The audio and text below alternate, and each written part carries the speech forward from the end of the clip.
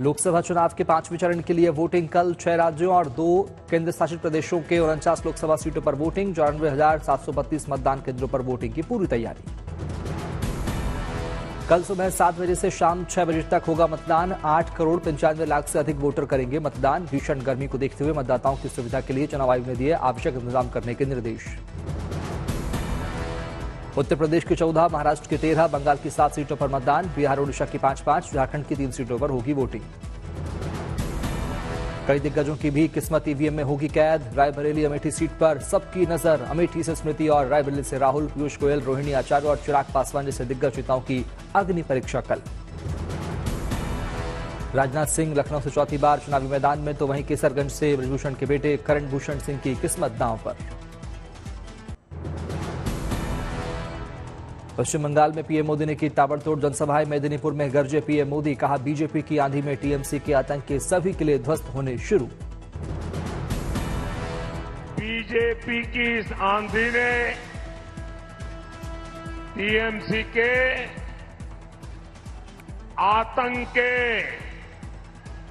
सभी किले ध्वस्त करना शुरू कर दिया है। टीएमसी पर वार करते हुए बोले पीएम मोदी, कहा बौखलाई हुई है टीएमसी। 25 मई को एक और प्रहार की जरूरत।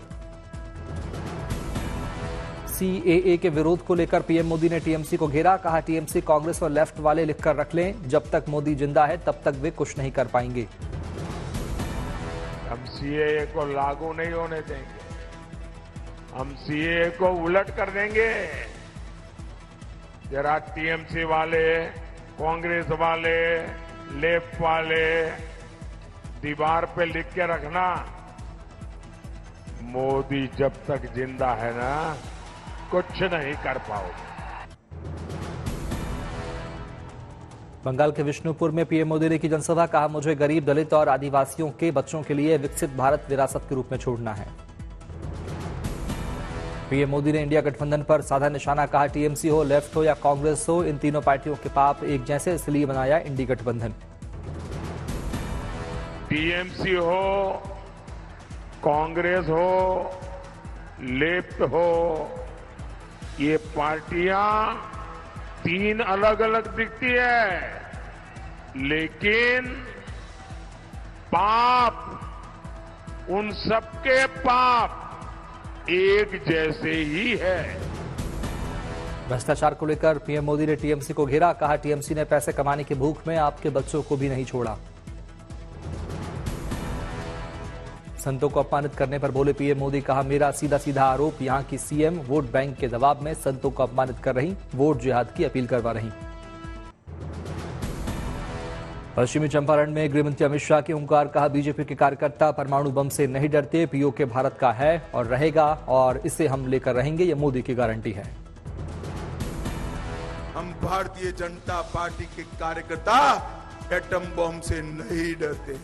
मेरी बात याद रखना, ये मोदी का गारंटी है कि पाक ऑक्यूपाइड कश्मीर भारत का है, रहेगा और हम इसको लेकर रहेंगे।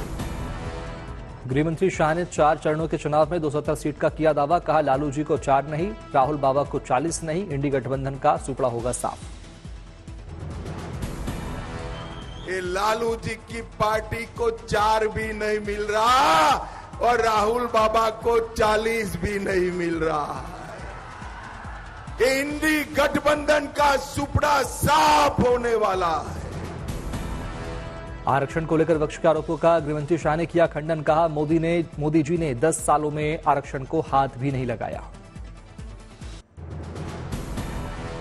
कैथल में बीजेपी राष्ट्रीय अध्यक्ष जेपी नड्डा का विजय संकल्प रैली में हुए शामिल। सभा को जेपी नड्डा ने किया संबोधित। बीजेपी अध्यक्ष नड्डा ने कहा हमें घेरे हुए थी एक उदासीन मानसिकता, 10 साल में आया बड़ा अंतर। पीएम मोदी के नेतृत्व में विकसित भारत का संकल्प आगे बढ़ रहा। दिल्ली के चांदनी चौक से बीजेपी प्रत्याशी प्रवीण खंडेलवाल के समर्थन में सीएम धामी ने किया रोड शो, लोगों से की वोट की अपील, उमड़ा जन सैलाब। सीएम धामी ने कहा पूरे देश में पीएम मोदी और बीजेपी की लहर, जिन राज्यों में मोदी सरकार वहां तेजी से हो रहा है विकास। बहुसंख्यक और अल्पसंख्यक के बीच आपसी संबंधों पर बोली पीडीपी चीफ महबूबा मुफ्ती। कहा, मैं आपका दर्द समझती हूं, हमारे घर से हुई तकलीफ की शुरुआत, हमने भी बहुत कुछ झेला। दिल्ली के कालकाजी क्षेत्र में आम आदमी पार्टी प्रत्याशी सहीराम पहलवान के लिए सीएम केजरीवाल ने किया भव्य रोड शो, जनता से मांगा समर्थन। सीएम केजरीवाल ने कालकाजी क्षेत्र में जनसभा कर जनता को किया संबोधित। सीएम ने दिया 25 मई बीजेपी गई का नारा। दिल्ली के तुगलकाबाद में सीएम केजरीवाल ने किया चुनाव प्रचार, जनता में दिखा उत्साह। हंसा चौक पर सीएम केजरीवाल ने सहीराम पहलवान के लिए वोट की अपील की, बीजेपी पर जमकर साधा निशाना। केजरीवाल ने बीजेपी पर बोला हमला, कहा मैंने दिल्ली वालों के लिए फ्री की दवाइयां, बीजेपी ने तिहाड़ में मेरी दवाइयां की बंद। दिल्ली में सियासी घमासान जारी, बीजेपी दफ्तर की ओर कूच कर रहे केजरीवाल के मार्च को पुलिस ने वापस लौटाया।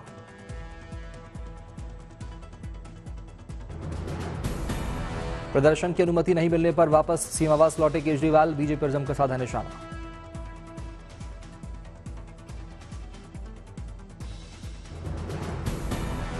विरोध प्रदर्शन में आम आदमी पार्टी से राज्यसभा सांसद संजय सिंह ने लिया हिस्सा। विदेश से इलाज कराकर लौटे राघव चड्ढा भी साथ में आए नजर।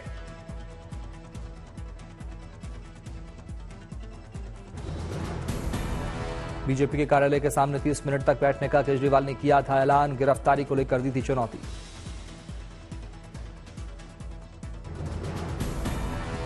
स्वाति मालीवाल मामले में एक बार फिर सीमावास पहुंची पुलिस, जुटाए मामले को लेकर साक्ष्य।